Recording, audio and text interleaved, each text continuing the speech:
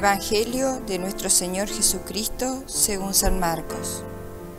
Cuando Jesús regresó en la barca a la otra orilla, una gran multitud se reunió a su alrededor, y él se quedó junto al mar.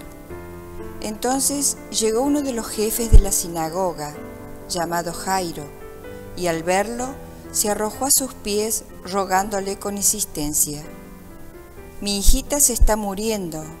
Ven a imponerle las manos para que se sane y viva». Jesús fue con él y lo seguía una gran multitud que lo apretaba por todos lados. Se encontraba allí una mujer que desde hacía 12 años padecía de hemorragias. Había sufrido mucho en manos de numerosos médicos y gastado todos sus bienes sin resultado. Al contrario, cada vez estaba peor. Pero había oído hablar de Jesús. Se le acercó por detrás entre la multitud y tocó su manto porque pensaba: «Con solo tocar su manto quedaré sanada». Inmediatamente cesó la hemorragia y ella sintió en su cuerpo que estaba sanada de su mal. Jesús se dio cuenta enseguida de la fuerza que había salido de él. Se dio vuelta y dirigiéndose a la multitud preguntó: «¿Quién tocó mi manto?». Sus discípulos le dijeron: «¿Ves que la gente te aprieta por todas partes y preguntas quién te ha tocado?». Pero él seguía mirando a su alrededor para ver quién había sido. Entonces la mujer, muy asustada y temblando, porque sabía bien lo que había ocurrido, fue a arrojarse a sus pies y le confesó toda la verdad. Jesús le dijo: «Hija, tu fe te ha salvado. Vete en paz y queda sanada de tu enfermedad». Todavía estaba hablando cuando llegaron unas personas de la casa del jefe de la sinagoga y le dijeron: «Tu hija ya murió. ¿Para qué vas a seguir molestando al maestro?». Pero Jesús, sin tener en cuenta esas palabras, dijo al jefe de la sinagoga: «No temas, basta que creas». Y sin permitir que nadie lo acompañara, excepto Pedro, Santiago y Juan, el hermano de Santiago, fue a la casa del jefe de la sinagoga. Allí vio un gran alboroto y gente que lloraba y gritaba.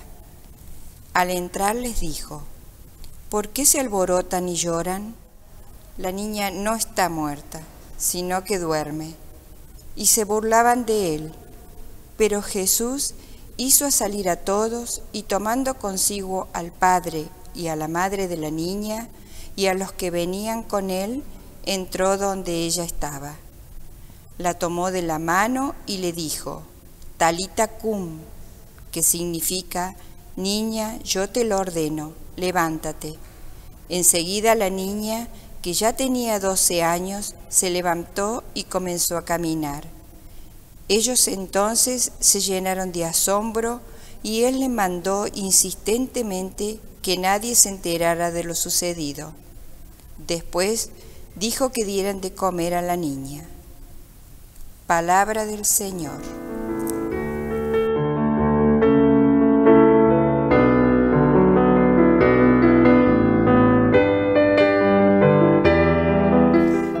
Queridos amigos, una vez más nos encontramos en este micro que hemos dado en llamar Palabra y Vida, y hoy con compañía. Amigo, ¿cómo estás?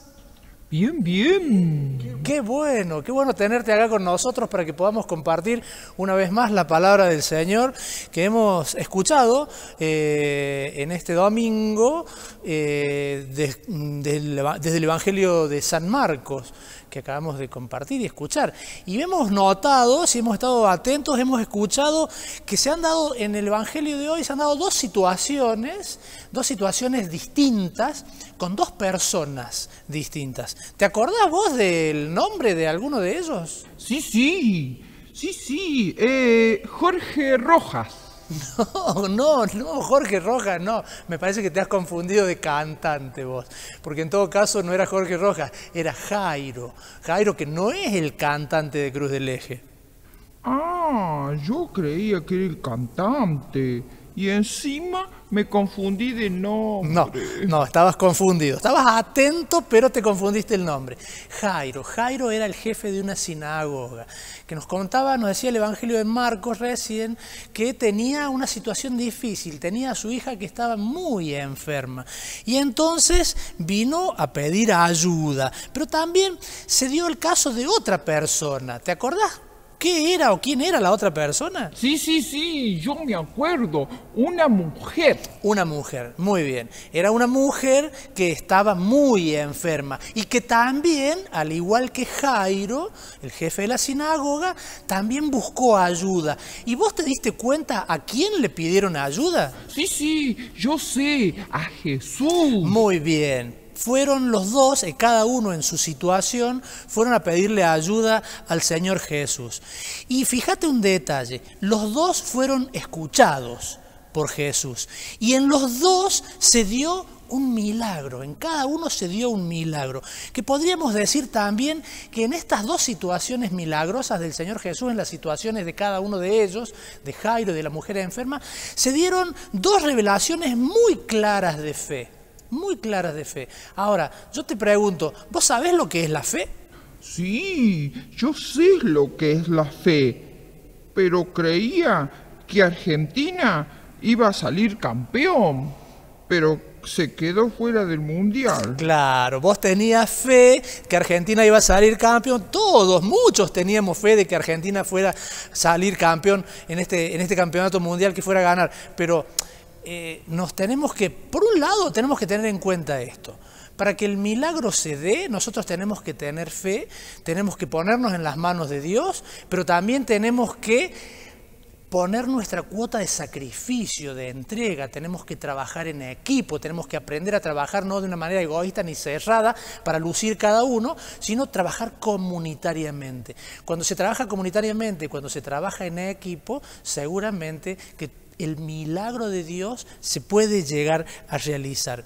Y esto de la fe está bien, estás bien enfocado, porque de alguna manera es creer, la fe es creer.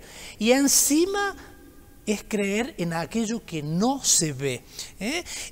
La fe, podríamos decir, es un don de Dios, es una donación, es un regalo.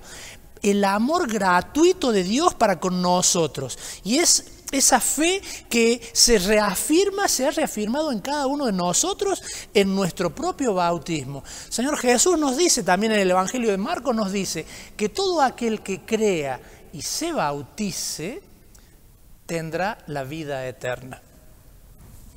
¿Y cómo se puede creer en algo que no se ve? Bien, es buena tu pregunta.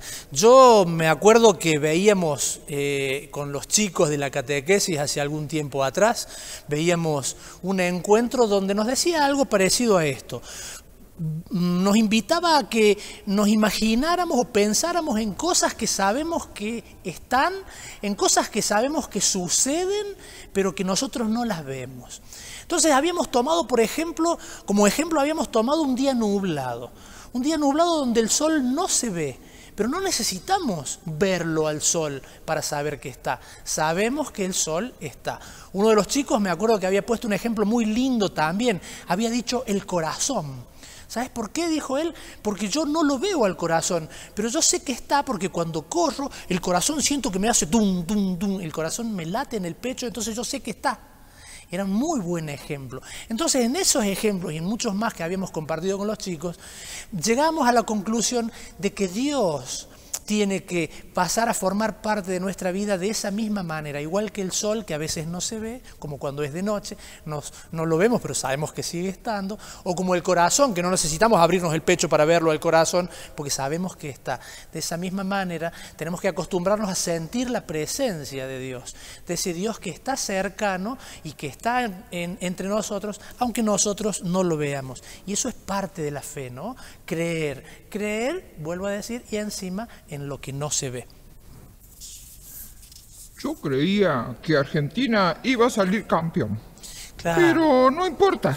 Lo mismo somos argentinos. Claro, es una cuestión de actitud, porque más allá de que Argentina haya quedado fuera de la Copa o no haya quedado fuera de la Copa, hay que sentirse argentino. Es una cuestión de argentinidad, es una cuestión de patriotismo también. Esa patria esa tierra que Dios nos ha regalado para que la disfrutemos. Entonces es una cuestión de actitud.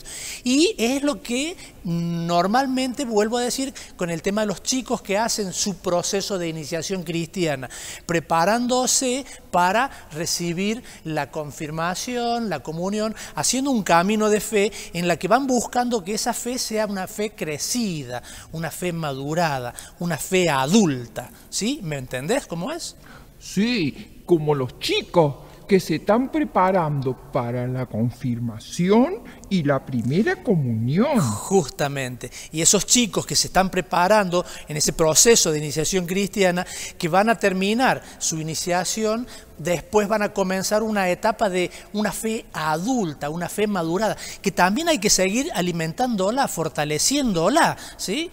Con la segunda comunión, con la tercera comunión.